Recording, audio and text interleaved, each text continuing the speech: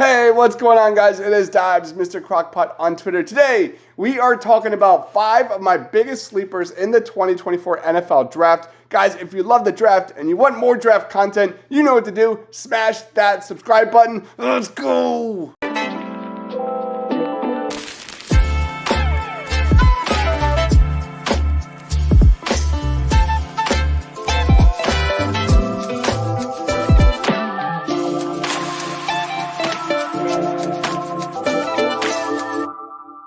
Alright guys, coming in number 1, let's talk about Javon Baker, wide receiver out of UCF. Baker had the misfortune of having posted a fairly pedestrian RES score at the combine in a draft full of wide receiver prospects that posted over 9s in that department. With that out of the way, Baker is a younger prospect who will conclude 2024 at just 22 years old, who is 4th among draft-eligible receivers in yards per route run, trailing only Malik Neighbors, Marvin Harrison, and Troy Franklin. More than anything, Javon Baker's tape is excellent. He runs the entire route tree and never rounds off his cuts. Baker also didn't benefit from gadget plays out of the slot, working outside against boundary corners 75% of the time, although he was outstanding when moved inside as well. On tape, Javon Baker looks quick, agile, strong, and smart. Baker tracks the football well and can operate in the slot or the outside, creating separation naturally. Baker caught 52 passes for over 1,100 yards and 7 scores last season and was selected to the Senior Bowl All-Star game. He's currently projected sometime on day 3, but don't be surprised if he ends up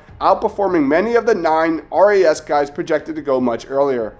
Coming up number 2, let's talk about Germaine Burton, wide receiver out of Alabama. Germaine Burton caught everything quarterback Jalen Milroe threw at him, often far downfield. Milroe is a good place to start with Burton because Burton's college career is really a tale of 2 quarterbacks. Anyone who watched Alabama play in 2023 immediately understood the limitations of their flawed QB. While Jalen Milroe produced outstanding raw stats, he was very much a gimmick quarterback who either threw a screen pass, looked for a bomb, or ran the football. There was no intermediate passing game to speak of, and the playground nature of the whole thing meant that receivers were primarily asked to run scramble drills. Germaine Burton excelled in this role, but the lack of structure in the passing game really did him dirty in terms of producing good tape. From a technical standpoint, his 2023 tape is pretty rough.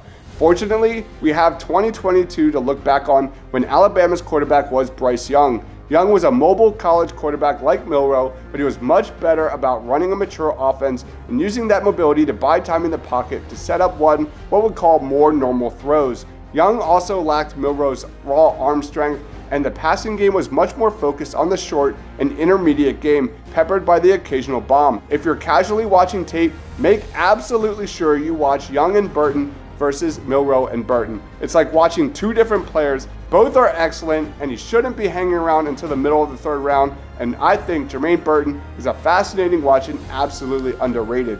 Coming in number 3, let's talk about Theo Johnson, tight end out of Penn State. It's time to talk about one of the biggest winners of the 2024 Senior Bowl and Scouting Combine.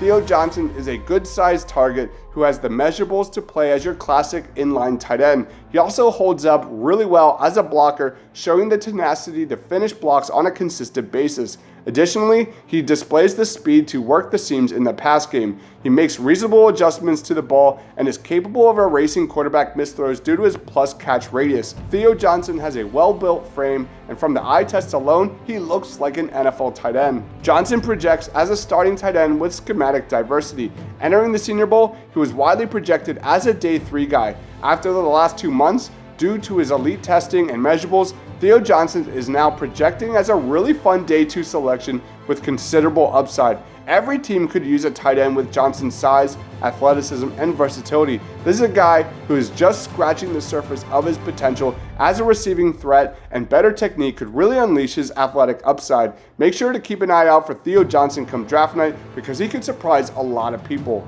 Coming in number 4, let's talk about Isaac Guerendo, running back out of Louisville. The NFL Scouting Combine provides the perfect environment for a natural athlete like Isaac Guerendo to display his abilities. The former 100-meter state champion ran a position-best 4.33 40-yard dash, the third fastest time among all prospects in attendance. Guerendo also led participating ball carriers in the vertical jump and finished second in the broad. Guerendo undeniably improved his pre-draft stock. Scouts were already intrigued by the Cardinals' playmaker, who possesses terrific size at 6'1", 221 pounds, and rushed for 810 yards and 11 touchdowns this past season. As a prospect, he doesn't have a lot of tape, with 132 of his 231 career carries coming last year, though he's averaged at least 6 yards per carry in each of the last 3 years.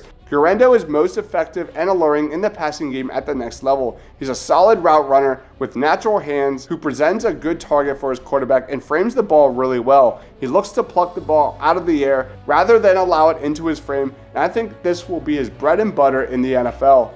Coming in number 5, let's talk about Cam Hart, cornerback prospect out of Notre Dame. I think Cam Hart is going to be an amazing late day 2, early day 3 pick for someone. Hart has really good length for the position that it feels like he's still trying to figure out how to use that to his advantage. For the most part, Hart looks like he has the potential to be a lockdown defender.